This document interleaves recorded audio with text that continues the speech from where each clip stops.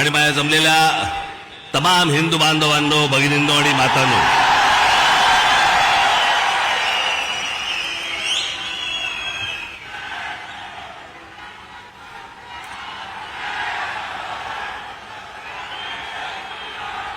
मोदीजी, आपण मुंबईमध्ये याच्या अगोदर अनेकदा आलात,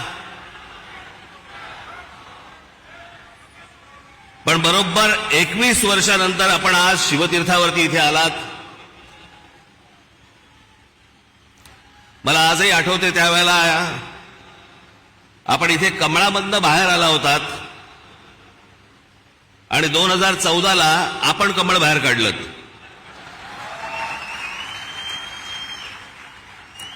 मी आज फार वेळ काही भाषण करणार नाही. आपल्याला सगळ्यांना मोदीजींचं भाषण ऐकायचंय. गेल्याच महिन्यामध्ये माझं इथे भाषण झालेलं आहे.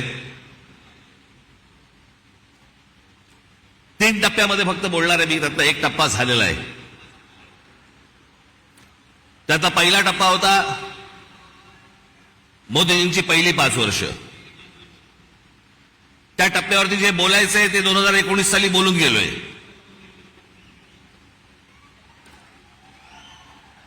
ओरली आता गेली 5 वर्ष.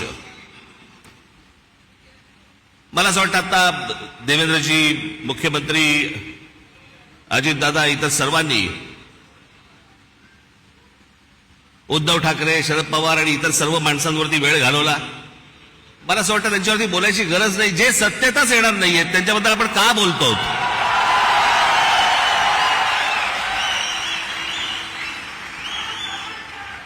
काही आवश्यकताच नाहीये त्या लोकांची. मला असं वाटतं की अनेक अशा योजना ज्या गेल्या 5 वर्षामध्ये झाल्या, मी त्या दिवशी माझ्या सभेमध्ये म्हटलं होतं, टीकेच्या वेळेला टीका, समर्थनाच्या वेळेला समर्थन, प्रशंसेच्या वेळेला प्रशंसा. पण काही गोष्टी अशा आहेत की जे माझ्या आता गेल्या काही सभांमधनं मी उद्धृत केल्या की 90च्या दशकामध्ये जे एक प्रकरण घडलं सगळ्यात मोठं, ते म्हणजे बाबरी मशिदीचं. हजारो कारसेवक तिकडे उत्तर प्रदेशमध्ये गेल्यावरती तिथे मुलायम सिंग यादवच्या लोकांनी, पोलिसांनी तिकडे आमच्या कारसेवकांना ठार मारले, सरयू नदीमध्ये प्रेतं फेकून दिली. ते चित्र काही माझ्या डोळ्यासमोर कधी गेलं नाही. आणि ज्यावेळेला बाबरीचा ढाचा पडला त्याच्यानंतर ते राम मंदिर बनवू मनात असं आलं होतं की कधी हे बनणार नाही बहुधा. पण मोदीजी, मी आपल्याला खरोखर धन्यवाद देतो की आपण होतात म्हणून ते राम मंदिर होऊ शकलं.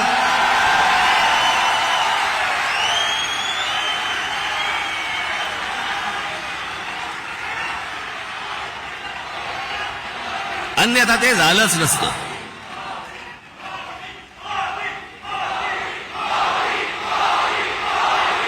जेव्हापासून मी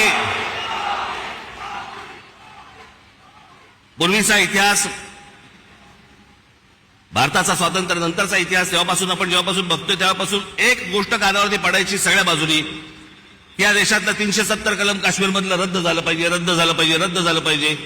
इतक्या वर्षात जी गोष्ट होऊ शकली नाही ती नरेंद्र मोदीजींनी त्यांच्या पंतप्रधान पदाच्या कारकिर्दीमध्ये ती करून दाखवली.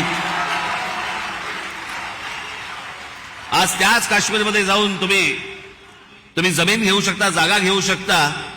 तो एक भारताचाच एक भाग आहे हे आत्ता सिद्ध झालं.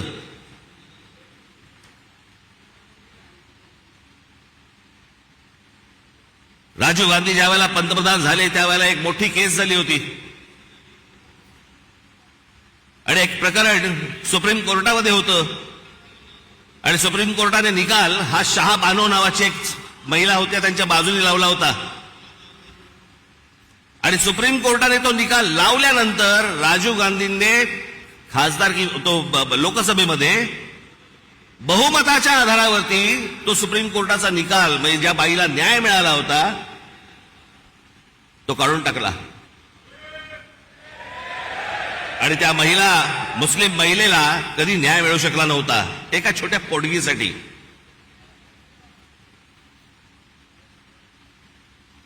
पण मोदीजींनी ती एक गोष्ट करून दाखवली की तो ट्रिपल तलाक तो कायदाच रद्द करून टाकला आणि हिंदुस्थानातल्या सगळ्या जेवढ्या मुस्लिम महिला आहेत त्यांच्यामध्ये एक समाधानाचं वातावरण झालं की रात्री आपला नवरा आला, शुद्धीत आहे का बेशुद्धीत आहे माहित नाही, पण समजा उद्या तलाक तलाक तलाक बोलला तर करायचं काय पुढे,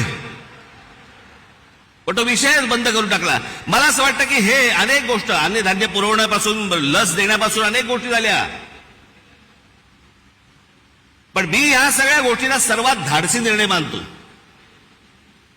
ही गोष्ट करून घेणं, इतकी वर्ष जी होऊ शकली नाही ती गोष्ट मला असं वाटतं करून घेणं, हे मला असं वाटतं की सगळ्यात महत्वाची गोष्ट आहे असं मला वाटतंय. अनेक योजना राबवल्या गेल्या अनेक वर्षांमध्ये. आज मोदीजी मी फक्त आपल्या समोर उभा आहे पुढच्या 5 वर्षासाठी. या पुढच्या 5 वर्षामध्ये आमच्या सर्वांच्या, महाराष्ट्राच्या आपल्याकडनं अनेक अपेक्षा आहेत. त्या मला फक्त अपेक्षा आपल्यासमोर फक्त बोलून दाखवायच्या आहेत.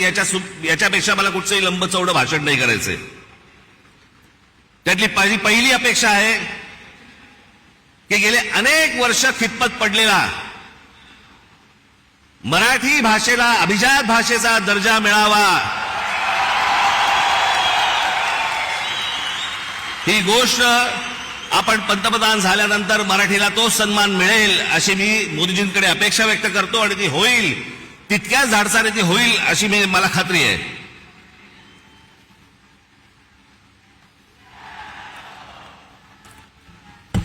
दुसरा विषय, कारण बाकीचे कसं आहे, बाकीच्या सगळ्या गोष्टी महाराष्ट्रामध्ये करण्यासाठी म्हणून आमचे देवेंद्रजी आहेत, एकनाथराव आहेत, अजितदादा आहेत, बाकीचे करतील.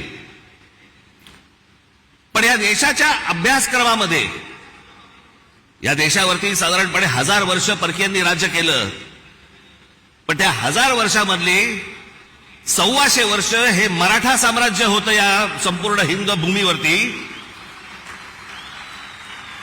त्या मराठा साम्राज्याचा इतिहास हा शालेय शिक्षणामध्ये मुलांना लहानपणापासून शिकवला जावा की जेणेपासून हा देश कसा उभा राहिला हे या अख्ख्या देशातल्या मुलांना आणि भविष्यातल्या पिढ्यांना कळेल. तिसरी गोष्ट, समुद्रामध्ये शिवछत्रपतींचा पुतळा कधी उभा राहील नाही राहील मला माहिती नाही, पण माझी विनंती आहे की आमच्या शिवछत्रपतींची खरी जर स्मारकं कुठची असतील तर आमच्या शिवछत्रपतींचे गडकिल्ले आहेत.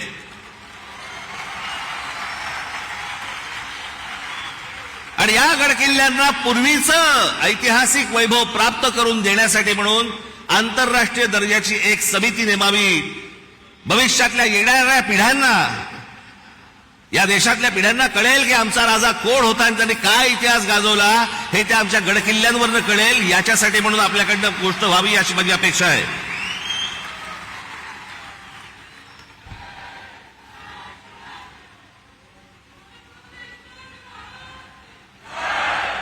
चार पाचच गोष्टी आहेत, माझ्या फार नाही आहेत.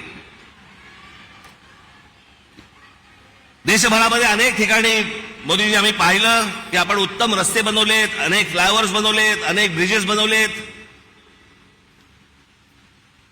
माझी आपल्याला कळकळीची विनंती आहे की गेल्या 18-19 वर्ष आमचा मुंबई गोवा महामार्ग हा अजूनही तसाच आहे, अजूनही तसाच खड्ड्यामध्ये आहे. तो लवकरात लवकर व्हावा अशी माझी आपल्या सर्वांना विनंती आहे.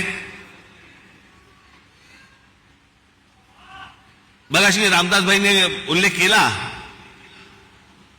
मोदीजी आपण पण आपल्या अनेक सभांमध्ये पण सांगितलं, पण आज जरा खडसावून सांगावं की या भारतामध्ये डॉक्टर बाबासाहेब आंबेडकरांनी जे उभं केलेलं जे संविधान आहे त्या संविधानाला कुठेही धक्का लागणार नाही. तुम्ही लावणार कधीच नव्हतात, पण जे विरोधक ज्या प्रकारचा प्रचार करतायत मला असं वाटतं त्यांची तोंड एकदाचीच बंद व्हावीत की जेणेकरून परत त्यांची तोंड उघडली जाणार नाहीत, अशी अनेक जनतेची या महाराष्ट्रातल्या अपेक्षा आहे. या देशामध्ये अनेक करोडो मुसलमान आहेत, लाखो मुसलमान आहेत, देशभक्त मुसलमान आहेत, जे या देशावरती प्रेम करतात, जे या देशावरती खरंच त्यांची निष्ठा आहे. खरं तर सांगायची गरज नाही, पण काही मुठभर आहेत जे आज उद्धव ठाकरे आणि काँग्रेसला जे पाठिंबा देणारे आहेत ना, त्यांचा उद्देश हा फक्त गेल्या 10 वर्षात त्यांना डोकं वरती नाही काढता आलंय. आणि ते डोकं वरती काढण्याचा मार्ग कोणता, तर काँग्रेस सारखा सुलभ मार्ग नाही. याच्यासाठी म्हणून ते आज त्यांना सगळ्यांना पाठिंबा देत आहेत. पण लाखोच्या संख्येने, करोडोच्या संख्येने आज मुसलमान आपल्या बरोबर आहेत. त्याला एक शाश्वती पाहिजे, त्याला मनात आदर आहे. तो काम धंदेवाला आहे, त्याला काम करायचं या देशामध्ये. तो या देशाचा नागरिक आहे, पिढ्यानपिढ्या राहणार आहे.